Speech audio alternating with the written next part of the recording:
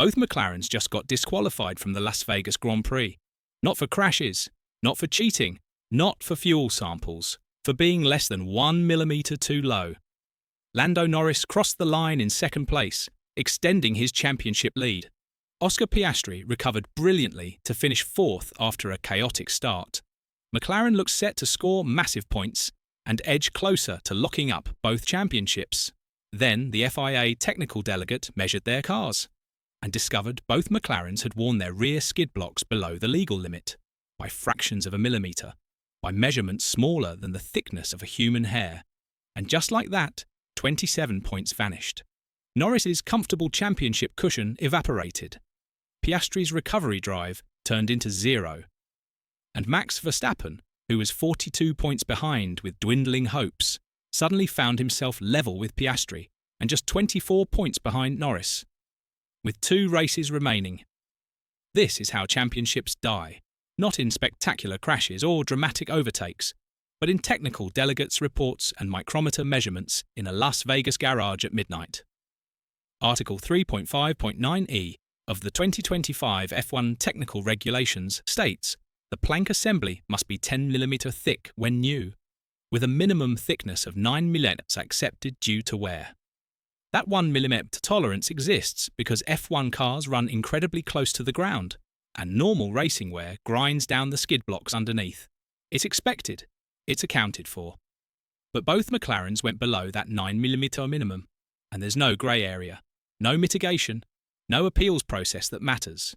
Norris's measurements: right-hand front at 8.80 mm, right-hand rear at 8.93 mm. Piastri's measurements: left-hand front at 8.96 mm, right-hand front at 8.74 mm, right-hand rear at 8.99 mm.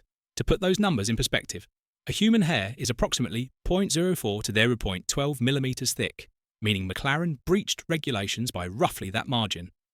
That's the difference between championship glory and catastrophic disqualification. Fractions of millimetres that you literally cannot see with the naked eye. When the planks were remeasured at the steward's hearing with McLaren representatives present, the measurements were found to be even thinner than originally recorded. There was no escaping this. The FIA brought out Mitutoyo micrometers, precision instruments accurate to 0.0 mm. They measured. They remeasured in front of McLaren's engineers. The numbers didn't lie. Both cars were illegal. Disqualification was automatic. This wasn't bad luck. This wasn't a freak accident. This was a setup choice that went catastrophically wrong. Norris told media on Saturday that the McLaren was porpoising, bouncing over the bumps in Las Vegas. The MCL39 was unstable, difficult to drive, hitting the ground harder and more frequently than expected. During the race, you could see the sparks, massive showers of them every time Piastri hit the apex of certain corners. The car was bottoming out violently, grinding the skid blocks down with every lap. McLaren told the FIA they experienced an unexpected degree of porpoising at the race and pointed out that wet conditions on Friday, plus the shortening of Thursday's second practice session, had limited their opportunity to address the problem. Translation: we didn't get enough dry running to properly set up the car. When race conditions hit, we realised too late that we were running way too low. But here's the problem with that excuse. The stewards did not accept this argument in mitigation. Why? Because every team faces the same conditions. Every team deals with limited practice time. And crucially, the FIA also measured the planks of the other 8 cars which originally finished in the top 10 and found none were in breach of the rules. Red Bull ran their car low and aggressive. Mercedes pushed the limits.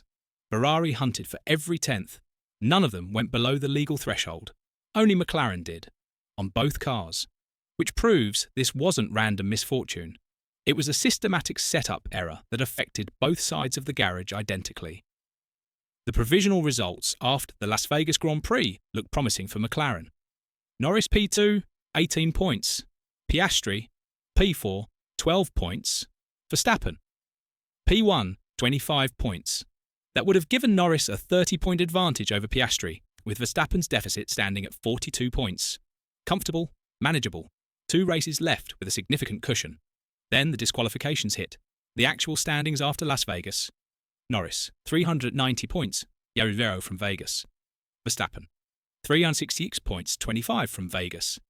Piastri, 366 points, 0 from Vegas. The result sees Lando Norris lead the championship by 24 points, as Max Verstappen now stands level with Oscar Piastri. Think about what just happened to Piastri. He led the standings for much of the year and even led by 34 points at the end of August. But his ongoing podiumless streak of 6 Grands Prix has all but ended hopes of a maiden title. He recovered brilliantly from the chaotic Turn 1 incident in Vegas, where Liam Lawson slammed into him, fought his way back through the field, crossed the line 4th, salvaged decent points from a disaster start, and then lost everything because his team set the car up incorrectly. For Norris, it's equally devastating. He had Verstappen under control. The championship was trending his direction. One more solid weekend and the title would be nearly secure. Now, Verstappen has moved into genuine contender territory for the first time all year. 24 points with 2 races, including a sprint weekend in Qatar, means this championship is wide open again. This isn't the first time excessive plank wear has destroyed someone's race result. The 2025 Bahrain Grand Prix showed it usually results in disqualification when Sauber's Nico Hülkenberg failed to meet the minimum thickness requirement for the rear skid block, costing him his 13th placed result. The 2023 United States Grand Prix saw Lewis Hamilton's Mercedes disqualified from second because of excessive rear skid block wear, giving runner-up to Norris. The 2024 Belgian Grand Prix saw George Russell's race wind stripped because his car was 1.5 kg underweight in post-race scrutineering, handing the victory to Hamilton. The pattern is clear and consistent. Technical violations result in automatic disqualification. No appeals, no mitigation, no second chances. The FIA argued there was no provision in the regulations or in precedent for any penalty other than disqualification. It doesn't matter if you're fighting for a championship. It doesn't matter if the breach is measured in fractions of millimetres. It doesn't matter if limited practice time affected your setup work. The rules are absolute, and McLaren knew them. Norris said in a statement, "It's frustrating to lose so many points. As a team, we're always pushing to find as much performance as we can, and we clearly didn't get that balance right today. Nothing I can do will change that now. Instead, full focus switches to Qatar." Piastri expressed similar disappointment. "With how close the grid is, we're always looking at where we can gain performance, and we didn't get it right this time. We now need to reset, refocus and push to get the best points possible in the final 2 rounds." Both drivers took the high road. No blame, no excuses, just acknowledgement that the team made a mistake, and now they have to deal with the consequences. But here's the uncomfortable reality both drivers are facing. This wasn't their mistake. They didn't set up the cars. They didn't decide to run the ride height that low. They didn't miscalculate the plank wear. The mechanics and engineers made that call. And both drivers are paying the championship price for it. Heading into Qatar, the psychological dynamics have completely shifted. For Norris, a 24-point lead sounds comfortable until you realise it's only a single DNF away from evaporating entirely. He needs to score well in both the sprint and the Grand Prix. No mistakes, no mechanical failures, no more team errors. For Piastri, his championship is effectively over unless Norris has a disaster, but he's still contractually McLaren's second driver fighting for the same team. Does he play wingman, or does he race for himself, knowing this might be his only realistic shot at a title for years? For Verstappen, this is redemption. This is the opportunity everyone thought was gone. Win the sprint, win the race, apply maximum pressure, and pray McLaren makes another mistake or Norris cracks under the weight. Qatar is one of Piastri's strongest tracks. It's also a circuit where Verstappen has dominated historically. And it's a sprint weekend, meaning extra points are available. The championship just went from Norris cruising to victory to absolute chaos with 3 drivers in mathematical contention. This is the most McLaren way possible to nearly destroy a championship campaign.